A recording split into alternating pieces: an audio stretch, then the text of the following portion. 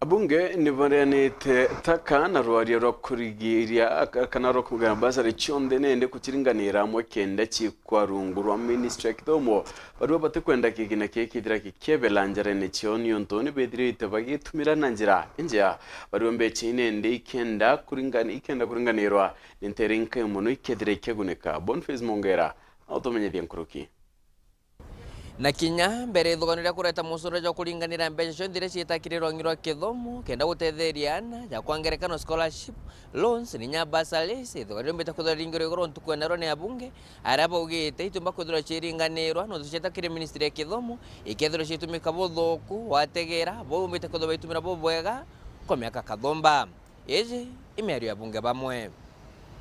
We have a PS called what is his name? Belio Kipsang, who does not listen to anyone. That man imagines that he is Kenya and Kenya is Belio Kipsang.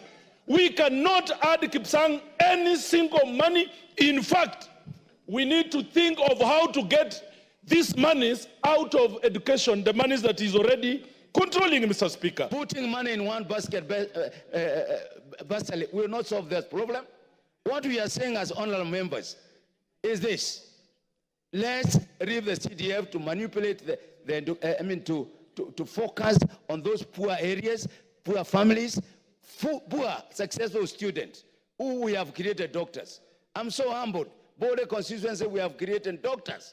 The reason I'm opposing it is because, Honorable Speaker, unless a number of things change, it is going to be business as usual, where we are going to put these bursaries into one basket, and some areas of this country will never access bursaries. And needy students will never go to school. From the onset, I oppose this motion. We should not start doing now reverse logistics when we need more funding on the ground. If you look at even the bursaries that have been put in the counties, they are not reaching. So what we would like to do as a House, we should think of devolving, like, let's say, $1 billion, if not more, for every constituency, so that we can ensure that every kid in this republic goes to school. There are no computation of what is required to roll out free basic education in this country. This country education sector has so many problems that have not been ironed. And to bring more problems to the sector, I believe it is malicious. I went to a day school because bursaries were distributed in a skewed manner. When I was elected, Mr. Speaker, I have made sure that all day schools in my constituency is free, absolutely free. And now somebody wants to tell me that money that enables all children in KU South constituency to go to school free in day schools to be taken back to the Ministry of Education.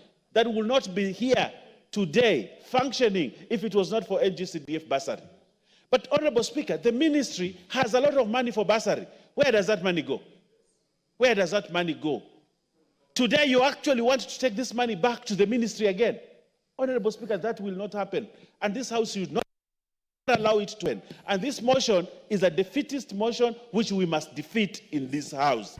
Na kinyethirwa kirindege kinge mona atongere mubethire tubakiuga ithuganira kureta mbeca icio nthe cia kithomo kiri kaugene kamwe ithuganira rega ontobrenya Speaker Moses Wetangula wengwa ethiri twakendekithiria kuikuga nande ndomba kura kona wero wategera abunge iwo kuthithia mawatho na no bogukurukia ngiripotera Ntoshero TV kumejikaro ne bya bunge kingina ngine ne kineke mushoni Nairobi mbeta Boniface Mongera.